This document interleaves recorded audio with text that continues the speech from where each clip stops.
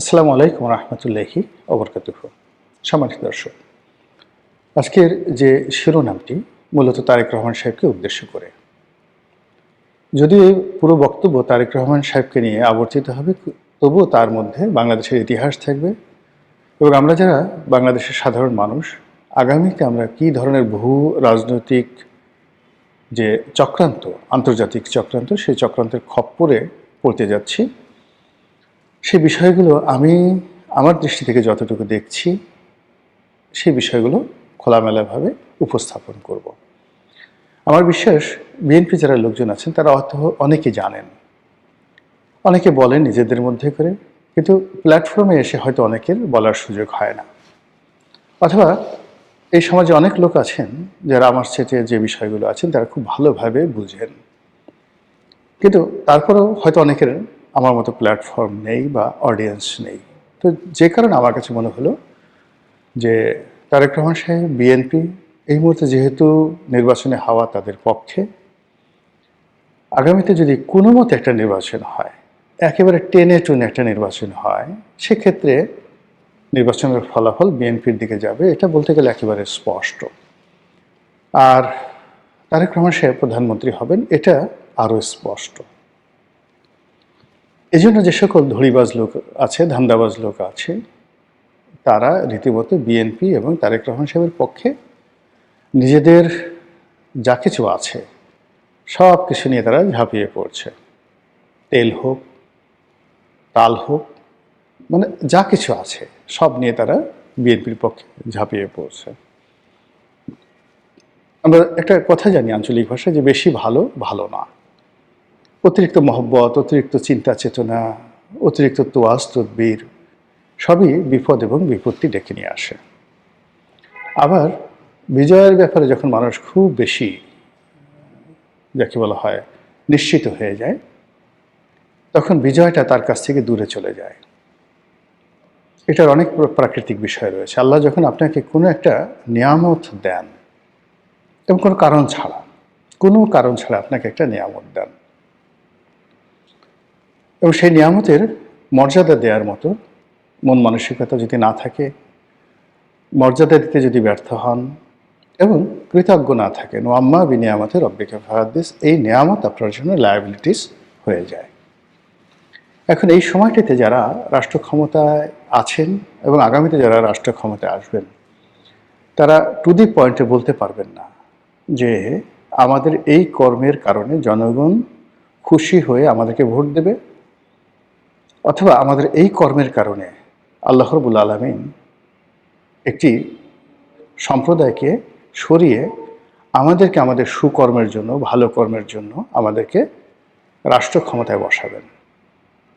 তাহলে এখন যে পুরো বিষয়টি রয়েছে আল্লাহর ইচ্ছার উপর। আল্লাহ দয়া করে একটা সুযোগ দিয়েছেন কারোর জন্য, আর সেই সুযোগগুলো কাজে লাগানোর জন্য যে আধ্যাত্মিকতা দরকার, যে ভালো মানুষই দরকার, যে নির্লোভ মন দরকার, সুষ্ঠু চিন্তা দরকার, এগুলো যদি না হয় এই নিয়ামতগুলো বুমেরাং হয়ে যাবে। তো সেই দিক থেকে বিএনপি যারা কর্তা ব্যক্তি, তারেক রহমান সাহেব সহ সবাই, তাদের সবাইকে ভালো চিন্তা করতে হবে। মনের মধ্যে কোনো রকম দুষ্ট চিন্তা রাখা যাবে না, কিংবা যাকে বলা হয় যে ঠিক আছে ক্ষমতায় বসে নেই তখন দেখা যাবে, এটা করব ওটা করব না।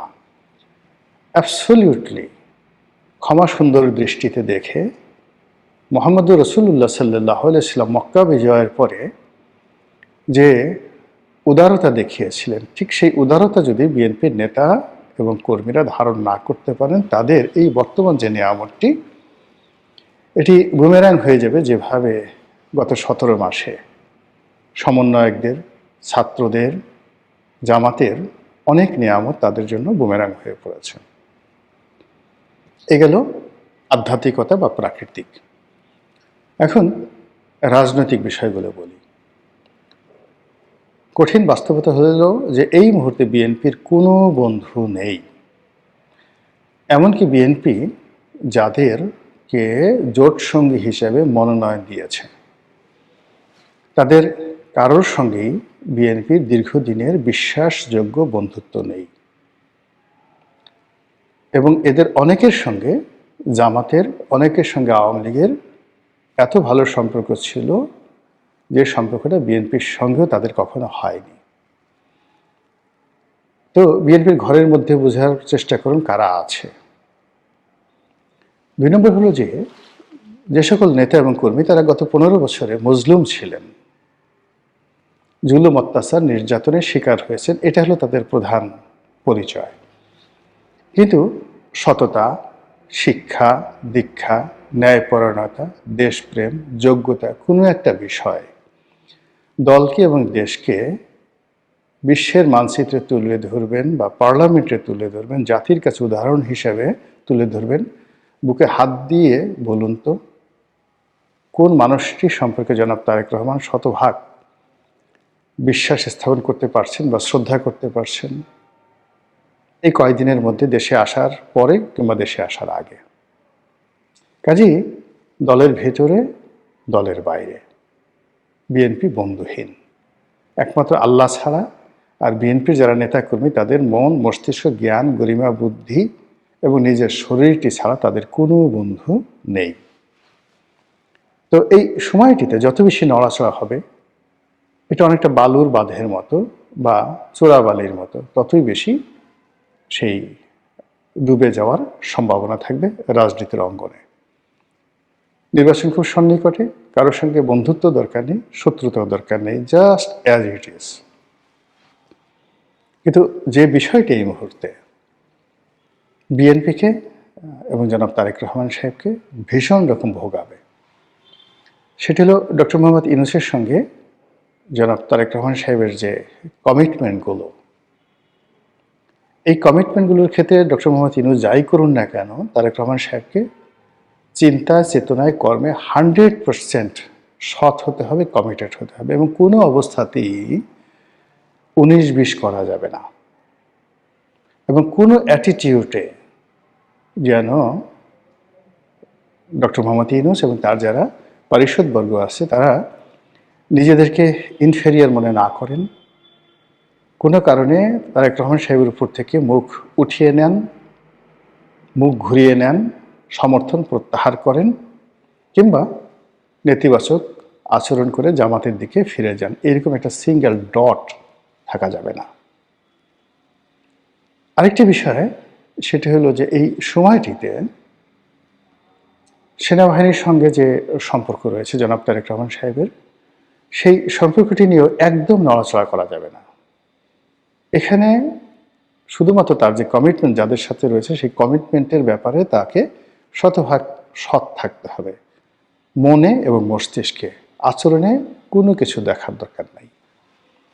এখন যেভাবে তারেক রহমান সাহেবের সঙ্গে দেখা করার জন্য সব মানুষ ছুটছে এবং তাকে যেভাবে সুপ্রিয়ার বা সুপ্রিম কমান্ডার বানানোর জন্য যে লোকজন চেষ্টা করছে, এতে করে তারেক রহমান সাহেবের যারা বন্ধু, যারা তাকে আহ্বান করে বাংলাদেশে যারা লোকজন তাকে এনেছেন, ভরসা দিয়েছেন, স্পষ্টতই তাদের একটা বিরাট অংশ নিজেদেরকে ইনফেরিয়ার মনে করছেন।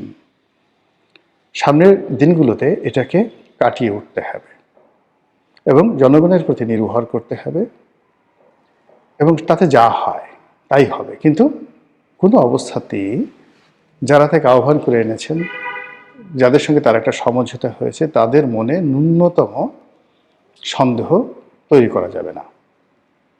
থার্ড যে বিষয়টি সবচেয়ে মারাত্মক, এখানে আপনি দেখুন যে ক্ষণে ক্ষণে দিল্লির সঙ্গে ওয়াশিংটনের যে সম্পর্ক, সেই সম্পর্কটি যাকে বলা হয় খারাপ হচ্ছে, আবার ভালো হচ্ছে। তো এক্ষেত্রে আমি জানি না যে বাংলাদেশে যে মার্কিন যুক্তরাষ্ট্রের ডিপ স্টেট পলিসি, যার প্রেক্ষিতে শেখ হাসিনা ক্ষমতাচ্যুত হয়েছে, সেই পলিসির যারা কুশীলব তারা এই মুহূর্তে কি করছেন, কি ভাবছেন। এই ডিপ স্টেট পলিসির যারা লোকজন রয়েছেন তাদের সঙ্গে কি ডোনাল্ড ট্রাম্পের আসলেই সম্পর্ক আছে কিনা, বা ডোনাল্ড ট্রাম্প বাংলাদেশের যে পরিবেশ, পরিস্থিতি, রাজনীতি, এটি কি সরাসরি নিজে হ্যান্ডেল করতে চাচ্ছেন, নাকি ডিপ স্টেট থিওরির মাধ্যমে পরিচালনা করতে চাচ্ছেন, নাকি তার যে পূর্বসূরি জো বাইডেন সরকার বা ওবামা সরকার তাদের মতো করে ভারতের দিল্লির চোখ দিয়ে দেখতে চাচ্ছেন, এটা জনাব তারেক রহমান সাহেবকে খুব সতর্কভাবে বুঝতে হবে। 2 নম্বর হলো যে এখানে দিল্লির সাথে তার যে সম্পর্কটি, যেটা নিয়ে খুব বদনাম হচ্ছে, কিংবা আওয়ামী লীগের সঙ্গে তার যে সম্পর্কটি নিয়ে যে সকল কানাঘোষা হচ্ছে, এই ব্যাপারে ন্যূনতম নড়াচড়া করা যাবে না, কোনো রকম নড়াচড়া করা যাবে না, কোনো রকম প্রতিক্রিয়া দেখানো যাবে না। কারণ কি? এই কারণে হলো ডোনাল্ড ট্রাম্প একবার দিল্লির দিকে ঝুঁকছেন, এত আনপ্রেডিক্টেবল, একটু পরে আবার মোদিকে আক্রমণ করতে চাচ্ছেন। এবং সেই যে ভেনেজুয়েলার প্রেসিডেন্টকে ধরে নিয়ে যাওয়ার পর তার অহংকার এতটা বেড়ে গেছে, সে এখন ডেনমার্কের যে ভূমি গ্রিনল্যান্ড এটা অধিকার করতে চাচ্ছেন। সে এখন ন্যাটো থেকে আমেরিকার সৈন্য প্রত্যাহার করতে চাচ্ছেন। সে কানাডা দখল করতে চাচ্ছে, মেক্সিকো দখল করতে চাচ্ছে, তারপর কলম্বিয়া দখল করতে চাচ্ছে, কিউবা দখল করতে চাচ্ছে, ভারতকে খোঁটা দিচ্ছে এবং নরেন্দ্র মোদীকে তাই সে সাহায্য করতে চাচ্ছে। তো কাজেই এখানে যদি ডোনাল্ড ট্রাম্পের সাথে, ডিপ স্টেটের সাথে, আমেরিকার সাথে তারেক রহমান সাহেবের কোনো সমঝোতা থাকে, সম্পর্ক থাকে এবং এটা দিল্লি টের পায়, দিল্লি মুহূর্তের মধ্যে রিভার্স হয়ে যাবে। আবার দিল্লির সঙ্গে যদি তারেক রহমান সাহেবের কোনো যোগাযোগ থাকে, এটা যদি আমেরিকা টের পায়, তাহলে ডোনাল্ড ট্রাম্প কী করতে পারে আপনি বুঝতে পারেন। ফলে এখানেও তাকে যথেষ্ট প্রজ্ঞা নিয়ে, বুদ্ধি নিয়ে, মেধা নিয়ে পুরো পরিস্থিতি তাকে মূল্যায়ন করতে হবে, তারপর নড়াচড়া করতে হবে। এবং এখন যেটা ডেইলি স্টারের যে সম্পাদক যে কথাগুলো বলছেন, যে মত প্রকাশের স্বাধীনতা দূরের কথা, বেঁচে থাকাটাই তো এখন সমস্যা হয়ে দেখা দিয়েছে। তারেক রহমান সাহেব এবং বিএনপির এখন যে অবস্থা, বাইরে থেকে আপনারা দেখছেন ক্ষমতায় আসবে, প্রধানমন্ত্রী হবে, এটা একটা সাইড।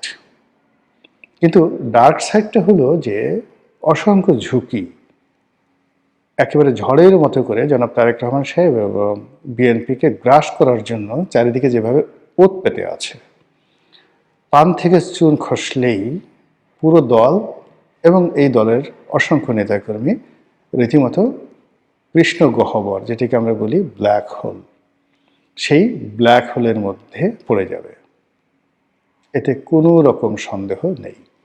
সেক্ষেত্রে নির্বাচন, তারপরে জয়লাভ করা, তারপরে প্রধানমন্ত্রী হওয়া, এই জিনিসগুলো সেকেন্ডারি হয়ে যাবে। প্রথম সমস্যা হবে প্রাণ বাঁচানো এবং অস্তিত্ব রক্ষা করা। এবং আওয়ামী লীগ জমানাতে তাদের যতটুকু ছিল সেটাও এখন এই যে নতুন যে একটা ঝুঁকির মধ্যে পড়েছে, সেই ঝুঁকির কারণে সেটি আরও ভয়ঙ্কর হয়ে পড়েছে। ডোনাল্ড ট্রাম্পকে কোনো অবস্থাতেই বিশ্বাসও করা যাচ্ছে না, অবিশ্বাসও করা যাচ্ছে না, অ্যাভয়েডও করা যাচ্ছে না, ধারণও করা যাচ্ছে না। এবং প্রধান দল হিসেবে তাকে এই জিনিসগুলো করতে হবে। এবং আমেরিকানরা এতটা কান কথা শুনে অবাক হয়ে যাবেন যে স্বয়ং ডোনাল্ড ট্রাম্প, এই বাংলাদেশে দেখা গেল যে ওই যে ভাইরাল সিদ্দিক আছে, এখন ভাইরাল সিদ্দিকের সঙ্গে যদি আমেরিকার কোনো সিআইএর কর্মকর্তার সম্পর্ক থাকে এবং এরা এই ভাইরাল সিদ্দিকের কথা সুন্দরভাবে লিখে রিপোর্ট করে তারা ডোনাল্ড ট্রাম্পের কাছে পৌঁছে দেবে এবং ডোনাল্ড ট্রাম্প সেই রিপোর্টের ভিত্তিতে সিদ্ধান্ত নেবে। এই হলো আমেরিকার, আমরা বাইরে থেকে যত তাকে সিস্টেমেটিক মনে করি, এটা ক্ষেত্র বিশেষে, কিন্তু বেশিরভাগ ক্ষেত্রে তারা যে সকল এজেন্সির মাধ্যমে কথা বলে, যে সমস্ত লোকজনের মাধ্যমে কথা বলে, তাদের যে সকল এজেন্ট রয়েছে, দালাল রয়েছে, ফড়িয়ে রয়েছে, তাদের নীতি নৈতিকতার মান এতটা নিচু পর্যায়ের, এবং সেই সকল লোকের উপর নির্ভর করে আমেরিকা এই পৃথিবীতে যে অশান্তি করেছে যাবৎকালে, এবং তারা নিজেদের অর্থ যত নষ্ট করেছে, এটা পৃথিবীর অন্য কোনো দেশ রাষ্ট্র করেনি। একটা রাষ্ট্র কেবল নিজেদের দেশের জনগণের কাছে $13 ট্রিলিয়ন দেনা আছে। 1000 বিলিয়নে 1 ট্রিলিয়ন, 1 বিলিয়নে 12,000 কোটি টাকা। তো 12,000 কোটি টাকা, 1 বিলিয়ন, এইরকম আপনি যদি 12,000 কোটি টাকাকে 1000 দিয়ে গুণ করেন, তারপরে আবার সেটাকে 13 দিয়ে গুণ করেন, ক্যালকুলেটর ফেটে যাবে। এই পরিমাণ দেনা তারা এখন আছে এবং এই দেনার এগেনস্টে তাদের কোনো সিকিউরিটি নেই, শুধু ডলার, এটা একটা কাগজ, ডলার তারা ছাপায় ইচ্ছা মতো, এটার বিপরীতে তাদের কোনো রকম বন্ড নেই, শুধু বিশ্বাসের উপরে।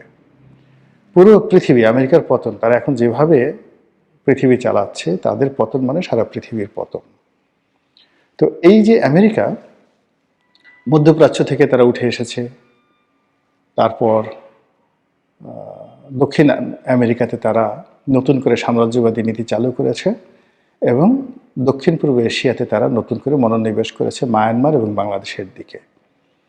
তো সেই ক্ষেত্রে জনাব তারেক রহমান সাহেব যদি রাষ্ট্রের প্রধানমন্ত্রী হন বা আগামীর প্রধানমন্ত্রী হন, তাহলে তাকে এই আমেরিকার deep state policy, Donald Trump এবং তাদের যে পররাষ্ট্রনীতির সম্পর্কে কারো কথাই নয়, নিজে পড়াশোনা করে তাকে দক্ষতা, অভিজ্ঞতা অর্জন করতে হবে। এবং he has to make a huge question about American policy. যখন তার মনে অনেক প্রশ্ন আসবে, তিনি অনেক বিশেষজ্ঞকে জিজ্ঞাসা করবেন যে ভাই এটা কি, ওটা কি, ঠিক সেই সময়টাতে মনে হবে যে তিনি সঠিক পথে আছেন। কিন্তু আমি 1 ঘন্টা বুঝিয়ে আসলাম, আর একজন 1 ঘন্টা বুঝিয়ে আসলো, তার কাছে এটার 2 পয়সার মূল্য থাকবে না এবং তার ব্রেন এটা ধারণ করতে পারবে না। কিন্তু তিনি যদি নিজে সেই বাংলাদেশ আমেরিকার সম্পর্ক, আমেরিকার সাথে ভারতের সম্পর্ক, ভারতের সাথে বাংলাদেশের সম্পর্ক, এবং এইগুলো এই মুহূর্তে গত সেই শেখ হাসিনার সেই 2019 সন থেকে তার জীবনকে কীভাবে তছনছ করে দিয়েছে ভারত এবং আমেরিকা, এই বিষয়গুলো যে আরও 3 গুণ মারাত্মক হয়ে জনাব তারেক রহমান সাহেবের উপর ধেয়ে আসছে, বা মানে তার দিকে ধেয়ে আসছে, এটা তিনি বুঝে যদি নিজের জন্য, দলের জন্য সিদ্ধান্ত নিতে পারেন, তিনি উপকৃত হবেন, দল উপকৃত হবে এবং আমরাও উপকৃত হবে। আল্লাহ আমাদের সবাইকে হেদায়েত দান করুন এবং হেফাজত করুন। আসসালামু আলাইকুম ওয়া রাহমাতুল্লাহি ওয়া বারাকাতুহু।